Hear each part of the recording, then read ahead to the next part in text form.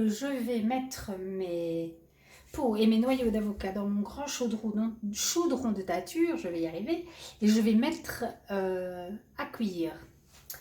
Donc voilà, j'y vais.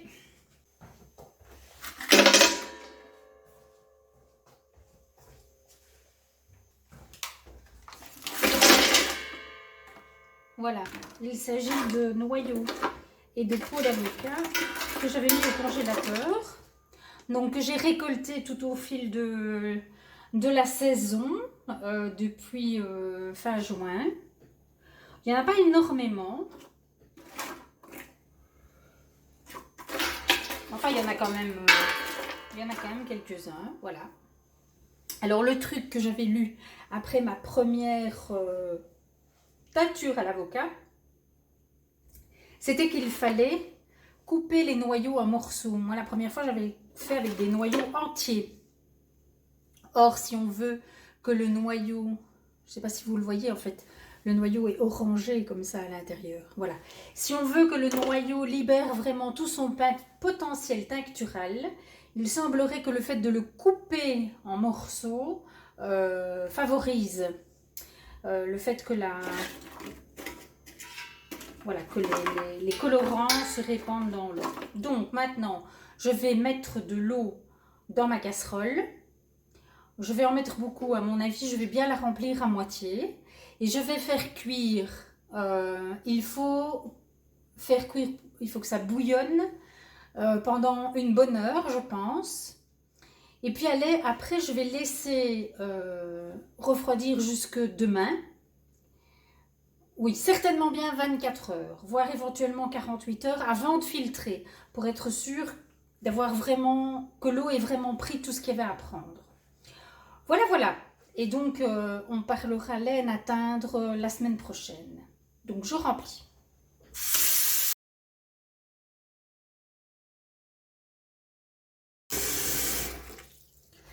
Alors, vous aurez remarqué que j'ai mis de l'eau chaude. J'ai mis de l'eau chaude parce qu'ici, nous avons un chauffe-eau solaire et qu'il fait plein soleil. Aujourd'hui, il va encore faire très, très chaud.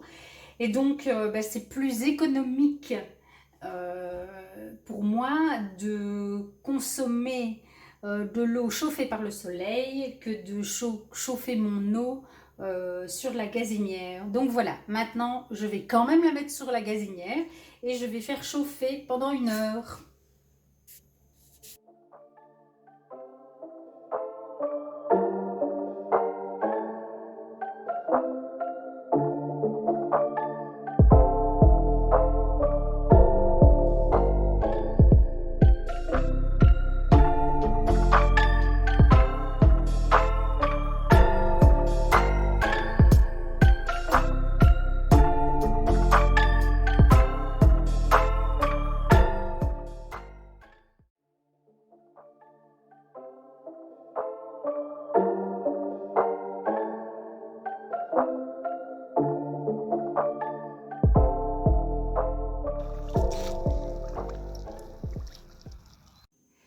Bon, je vous retrouve assise par terre dans ma cuisine. Bon, c'est pas l'idéal, mais c'est pas évident de trouver un angle de vue qui va convenir. Bon, la casserole de bain est prête. La laine trempe depuis hier, donc ça fait 24 heures qu'elle est dans l'eau, de l'eau toute simple. Avec ma petite tasse toute blanche, je vais prélever un peu de liquide pour venir vous montrer quelle est la couleur du liquide. Et puis, je vais mettre les écheveaux dans le bain de teinture avant de le mettre cuire. Voilà!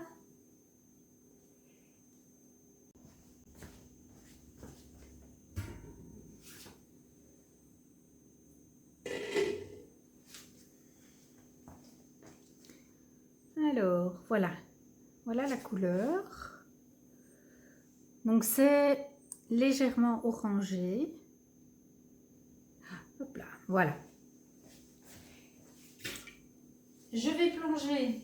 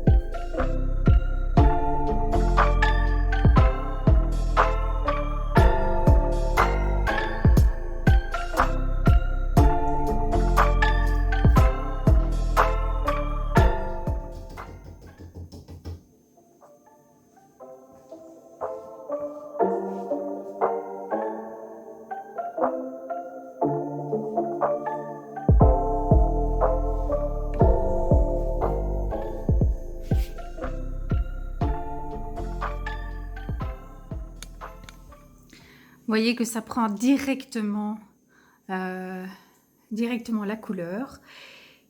Voilà, on se retrouve après la cuisson. Et voilà, donc il reste l'étape de la cuisson à feu très doux. Je vous rappelle qu'en plus c'est du coton bio non superwash, donc il faut vraiment que je fasse très très attention. Donc cuisson à température très douce.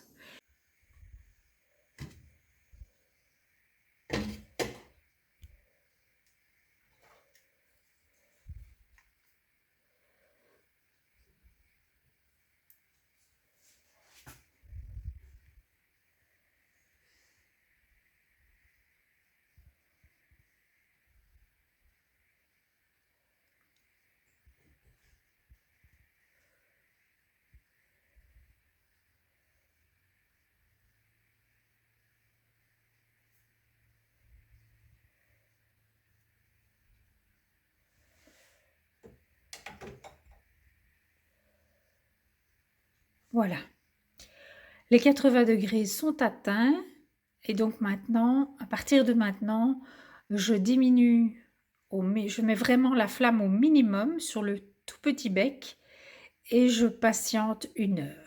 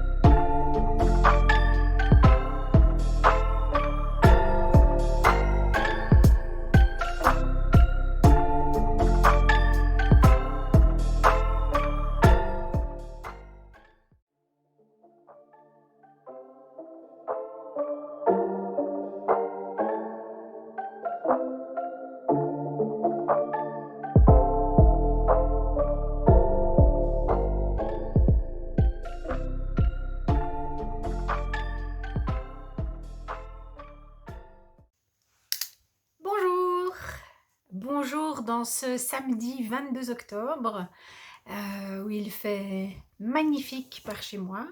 C'est encore l'été, je me demande quand l'automne va arriver. Je viens de passer un moment merveilleusement merveilleux à bavarder en tricotant avec ma fille et donc c'était vraiment chouette et voilà, mais je me suis voilà, je me suis dit que je devais quand même venir filmer, venir vous voir. Je vais vous parler tricot et teinture, mais d'abord je vais finir parce que vous avez vu toutes les images de la session de teinture à l'avocat et donc je vais d'abord vous montrer les résultats et vous expliquer tout ça, tout ça. Donc, au final, parce que vous avez vu seulement le premier bain, j'en ai fait 3. Parce qu'après le premier, vous l'avez vu, il y avait encore énormément de colorants. Donc, j'ai remis 150 g de laine. Et après ce deuxième bain, il en restait encore. Et donc, j'ai remis 500 g de fil. Et donc, je vais vous montrer ces différents résultats. Voilà.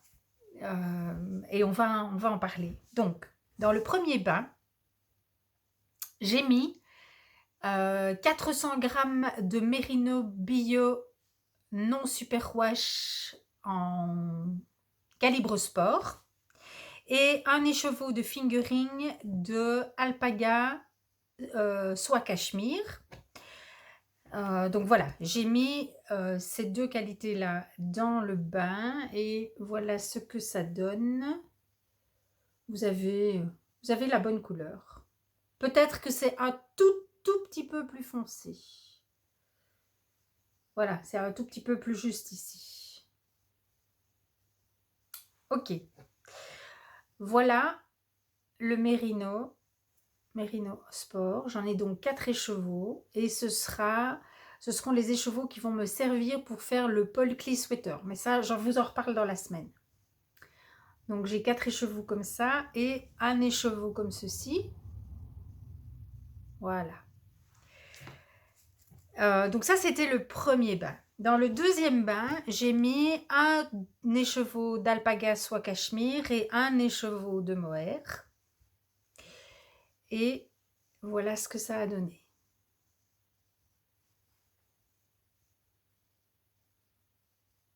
Voilà. Je vous montre maintenant. Non, je le ferai après. Donc ça, c'était mon deuxième bain.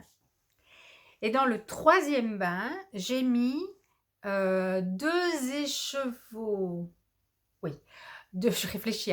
2 écheveaux de Mérino non superwash chez soi, 50%, 50%. Et un écheveau de mohair. J'ai mis aussi 2 écheveaux de 100% cupro, mais ceux-là, ils sont toujours pas secs, donc je ne saurais pas vous les montrer. Je vous les montrerai plus tard dans la semaine, parce que sinon, j'allais devoir encore postposer cette vidéo, et voilà. Donc, je vous montre le résultat du troisième bain. Voilà. Alors, maintenant, le mohair, je vous montre. Deuxième et troisième bain de mohair. Voilà, deuxième et troisième bain de mohair. Voilà. Et je vous montre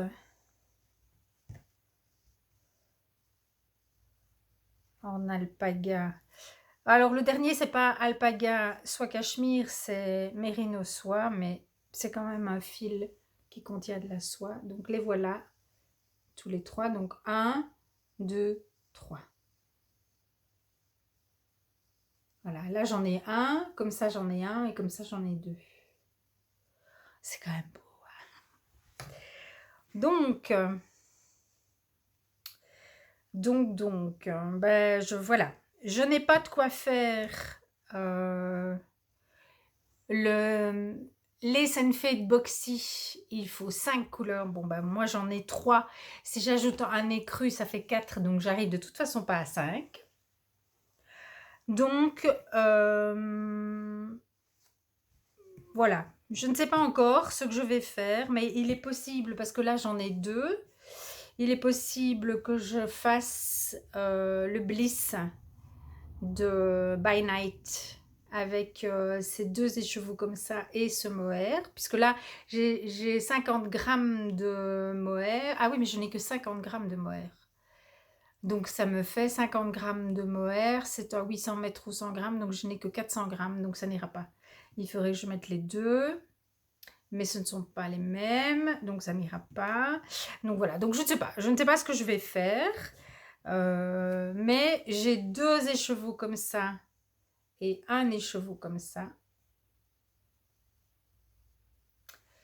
Et j'ai, hop là, attendez, un écheveau comme ça et un écheveau comme ça. Donc un mohair et un alpaga soie cachemire. Et j'ai un alpaga soie cachemire plus foncé. Donc c'est vrai que si je pouvais trouver un projet pour associer tout ça, voilà, ça pourrait être vraiment chouette. Mais bon, voilà, enfin, les couleurs sont magnifiques. Je suis vraiment enchantée, ravie, heureuse.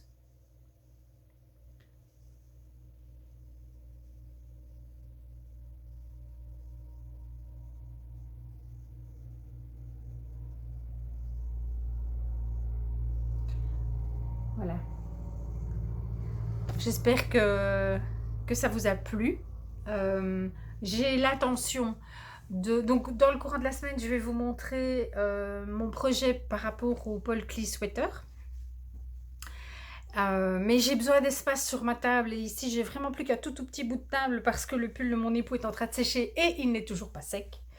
Donc voilà, dès que je récupérerai la table, je fais la vidéo avec le gleaner et je pourrai montrer plus facilement ce que j'ai envie de faire pour le Paul Klee Sweater.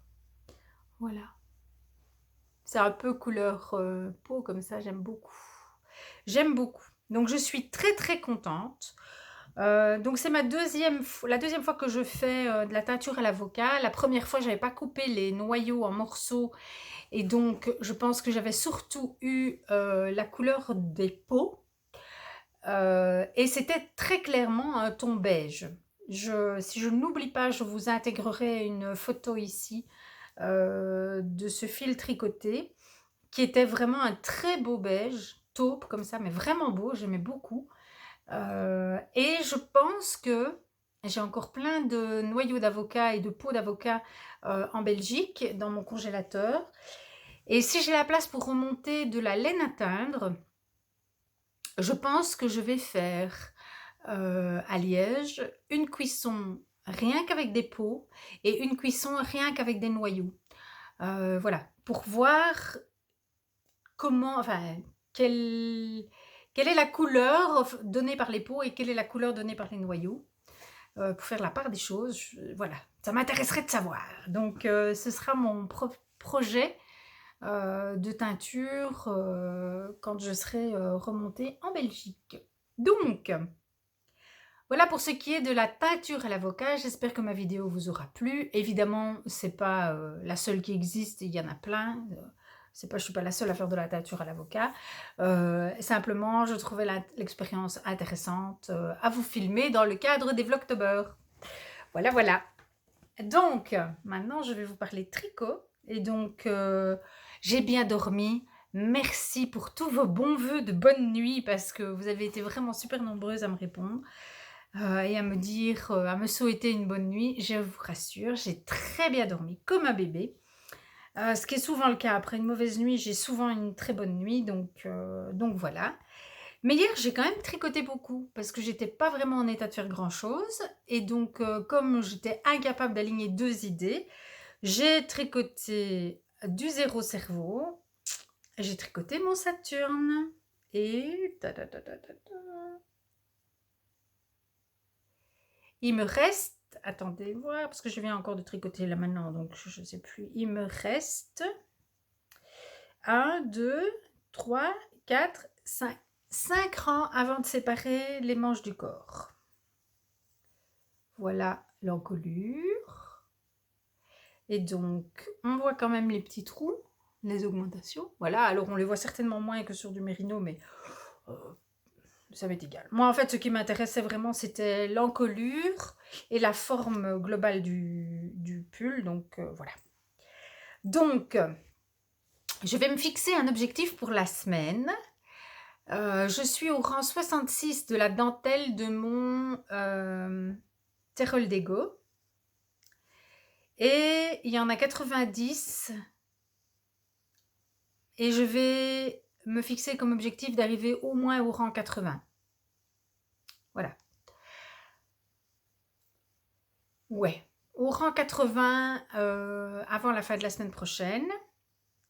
Et pour le Saturne, je vais me fixer comme objectif de séparer le corps des manches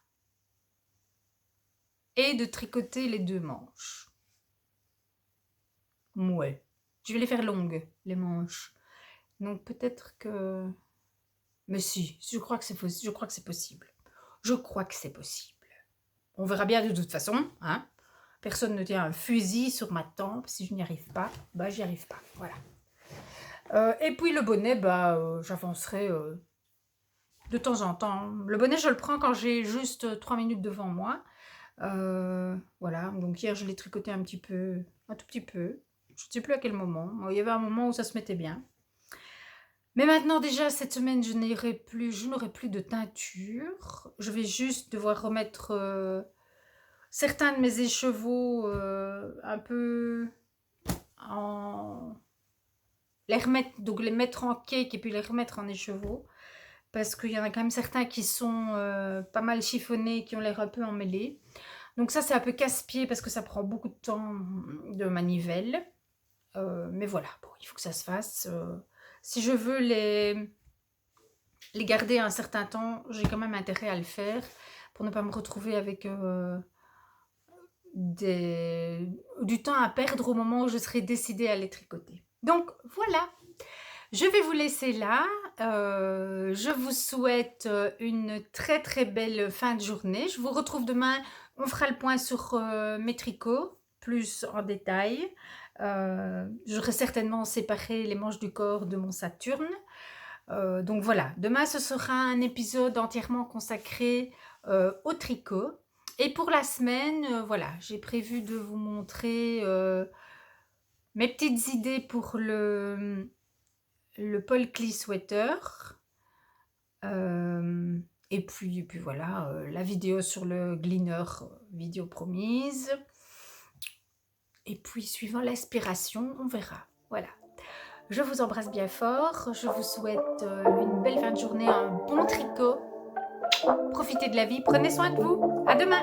Ciao.